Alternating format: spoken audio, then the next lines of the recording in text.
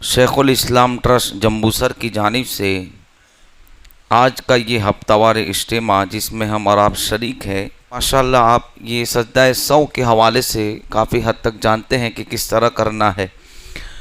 ایک طرف سلام پھر اتحیات پڑھ کے آخر میں اور 2 سجدے کریں، پھر اتحیات پڑھے، درود ابراہیم، دعائے معصورہ اور پھر سلام پھر، اس کو کہتے ہیں سجدہ سو۔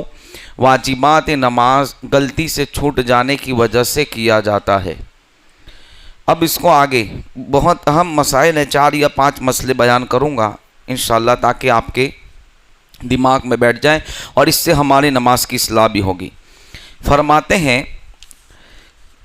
کہ رکوع اور سجدہ یا قاعدہ ان کے اندر قرآن کی تلاوت یہ جائز نہیں ہے، یعنی قیام کی حالت میں آپ قرآن پڑھیں گے، بسم اللہ شریف پڑھیں گے، باقی رکوع میں یا سجدے میں یا قاعدے میں قیام کو چھوڑ کر یعنی کھڑے رہنے کی حالت میں اس کے علاوہ کہیں بھی ہم قرآن نہیں پڑھ سکتے، نہ کہ اور اتنا ہی نہیں بلکہ بسم اللہ شریف بھی نہیں پڑھ سکتے۔ ہمارے یہاں لوگوں میں کیا ہے کہ جیسے رکوع میں تسبیح پڑھنے سے پہلے یہ سوچتے کہ لاؤ بسم اللہ پڑھ کے تسبیح پڑھوں، اور ایسا بھی ہوتا ہے کہ قاعدے میں درود ابراہیم یا تشہد یعنی اتحیات سے پہلے بھی لوگ یہ سوچتے ہیں کہ بسم اللہ پڑھ کے اس کا آغاز کروں، اس لیے کہ ہر وقت ہم کوئی بھی دعا پڑھنے سے پہلے بسم اللہ پڑھتے ہیں تو یہ ایک سوچ ہوتی ہے۔ تو یاد رکھیں قیام کی حالت یعنی جو کھڑے رہنے کی حالت ہے، اس کے علاوہ رکوع سجدے قاعدے میں قرآن نہیں پڑھا جائے گا اور نہ ہی بسم اللہ شریف پڑھی جائے گی۔ فرماتے ہیں بسم اللہ پڑھنا بھی جائز نہیں۔ اگر کسی نے رکوع یا سجدے یا قاعدے میں قرآن کی کوئی بھی آیت پڑھی تو اس پہ سجدہ سو واجب ہو جائے گا۔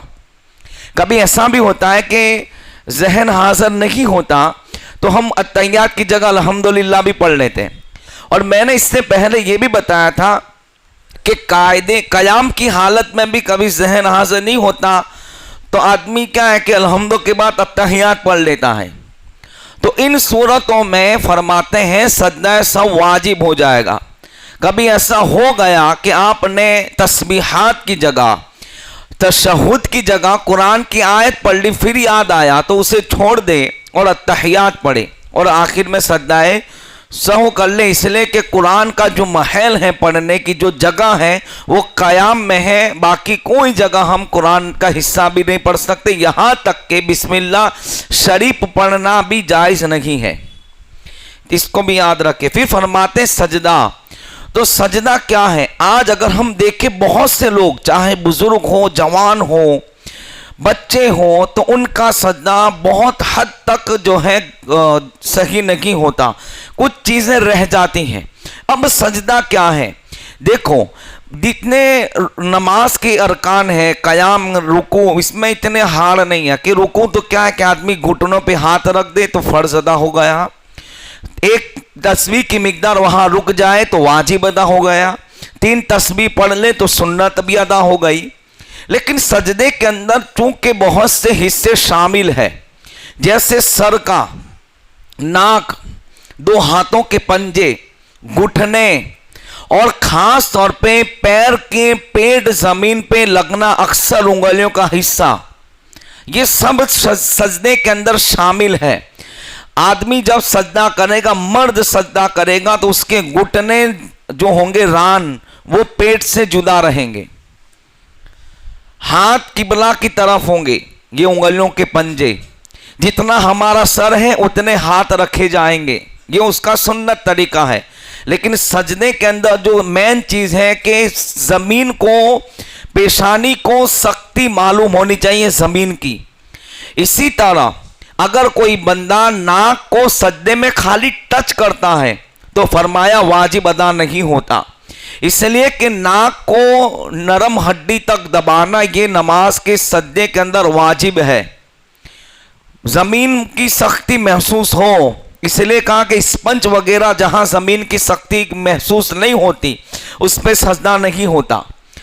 اور اسی طرح کوہنیاں سجدے میں نہیں بچھائیں گے، اس کو کہا گیا کتے کی طرح سجدہ کرنا. یہ ہے پورا مرد کا سجدہ کہ ہاتھ کی کونیاں ادھر رہے گی, بچھا نہیں دیں. بہت سے لوگ تو ایسا لگتا ہے کہ جیسے سجدے میں گئے تو سو گئے.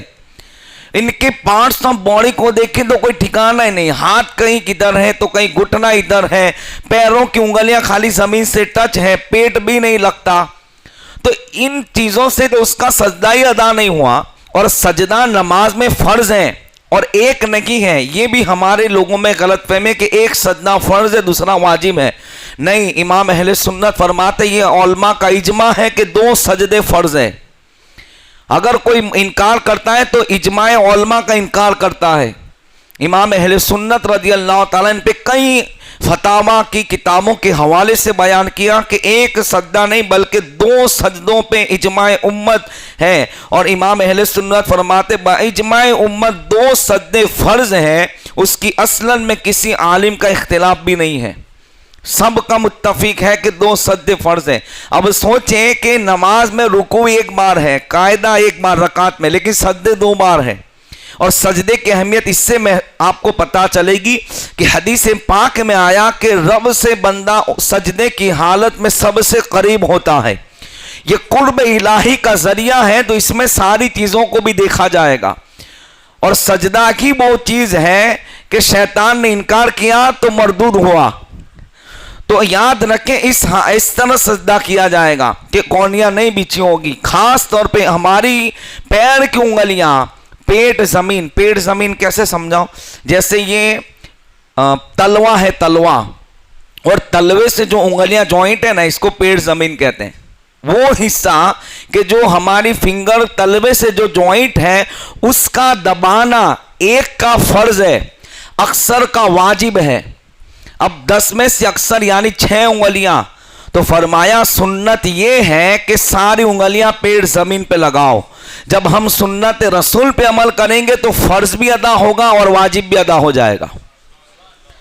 تو اس چیز کا خاص خیال رکھیں. اور عورتوں کے بارے میں آیا کہ اس کے اپوزٹ کریں, وہ اپنے بدن کو سمیٹ کے رکھیں گی, کیونکہ عورت چھپانے کی ہی چیز ہے.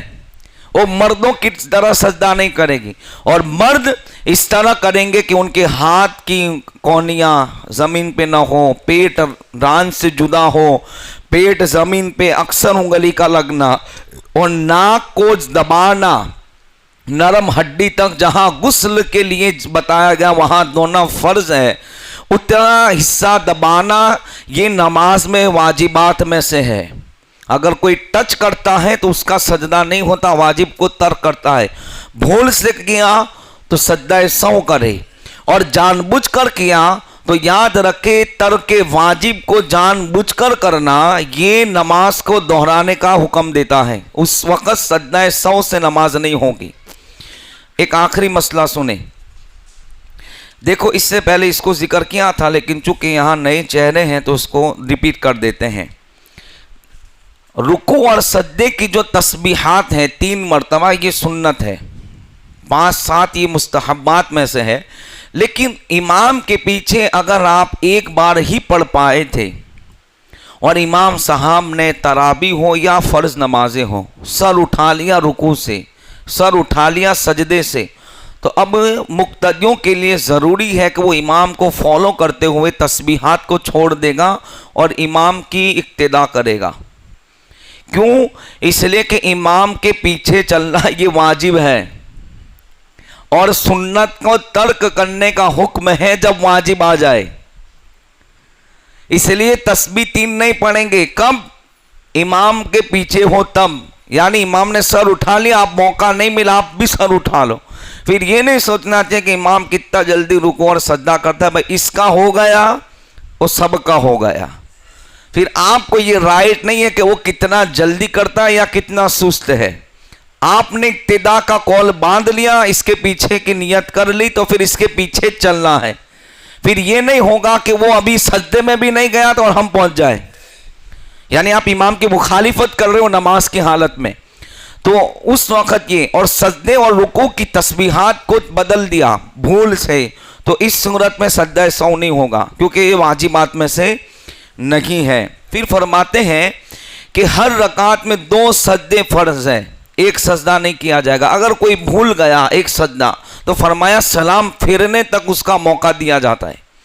اگر سلام پھیرنے سے پہلے یاد آ گیا تو سجدہ کر لے, ایک باقی ہے تو بھی, اور آخر میں کیا کرے, سجدہ سہو کرے. اور اگر نہیں کیا تو پھر چونکہ فرض کا ترک ہے تو پھر نماز دہرانا یہ ضروری ہوگا. تو ایسا تو بہت مشکل سے ہوتا ہے لیکن پھر بھی, اور دو سجدوں کے درمیان ایک تسبیح کا ٹھہرنا یہ واجب ہے.